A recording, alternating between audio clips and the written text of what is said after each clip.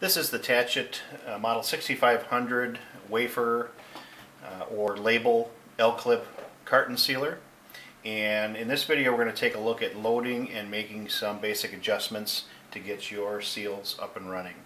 I'm going to start with getting the roll put on. I'm just going to feed that on.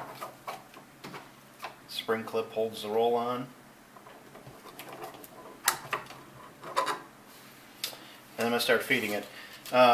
Some basics, you have these adjustable rubber stoppers there. That's just so that you're going to get your wafer seal centered underneath the switch. This is what's going to sense your wafer seal. It does not use the registration marks on the liner, so it doesn't have to have those at all because it is not using those. It's actually using the thickness of the wafer seal to sense. So I'm going to go ahead and keep feeding this. I'll open it up.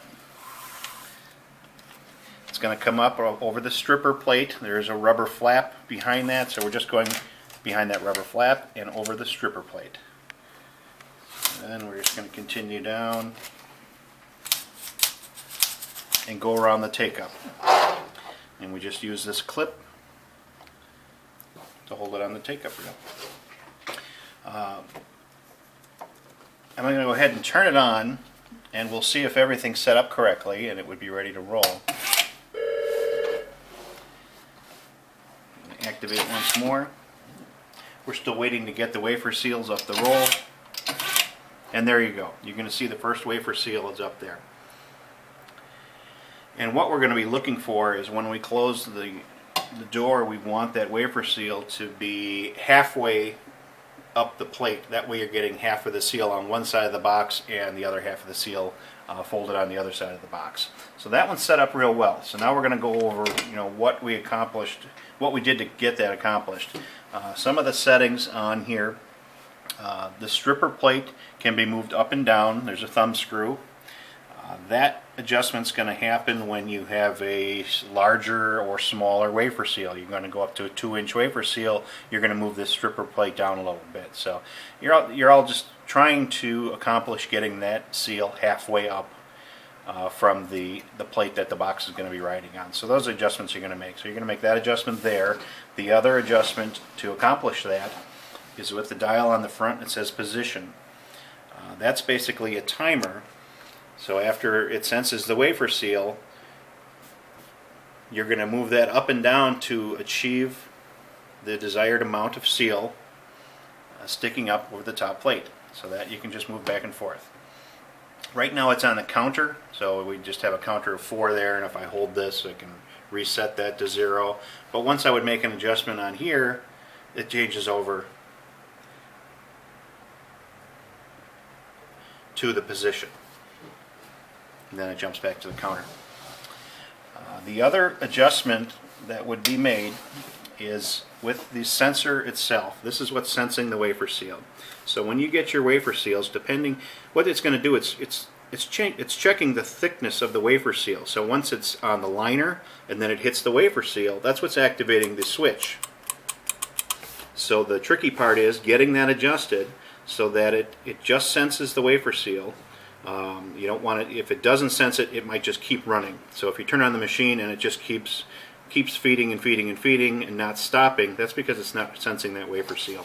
So basically with the thumb screw, you're moving that sensor up and down. So what you're going to do is get it in a position where when you move the wafer seal past it, you can see when it moved, it's going to fall off the wafer seal, and now it's hitting the wafer seal. And I just heard a click. So that's telling it that, yes, it sensed that wafer seal. And then it's going to come back down off of that and it's going to release the switch. So that's what you're looking for. If it doesn't click, it's going to keep running. So basically you're just going to try and get that set so it just sees that wafer seal. The other adjustment, this other thumb screw, is going to move the sensor back and forth, right and left. And all you're looking for there is getting the sensor on the wafer seal, not in the middle of it. So that's what your sensor adjustment's going to be there. So once you run one, you'll see where that's going to end up being in between. And that's what you're looking for. So that's basically the setup of this machine. That can be a little tricky, but once you get it set, you shouldn't have to touch those again. Unless the thickness of your wafer seal changed, that's the only time you would have to adjust that again. And that should do it. That's the setup. Any more questions, give us a call at Star Packaging Supplies. Thanks very much. Another adjustment to be made on this machine is with this thumb screw here, and what that's going to change is the spring tension, which is actually on this roller, and this is where your box is coming up and hitting that and taking the wafer seal.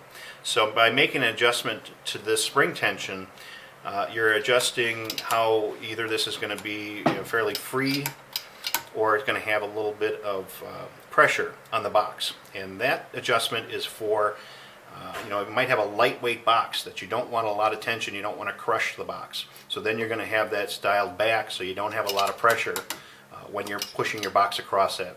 If you have a heavier corrugated box, then you want a little more pressure to help push that label onto the box. So that's where this adjustment's going to come into play. You can obviously tightening it to get more pressure on the box.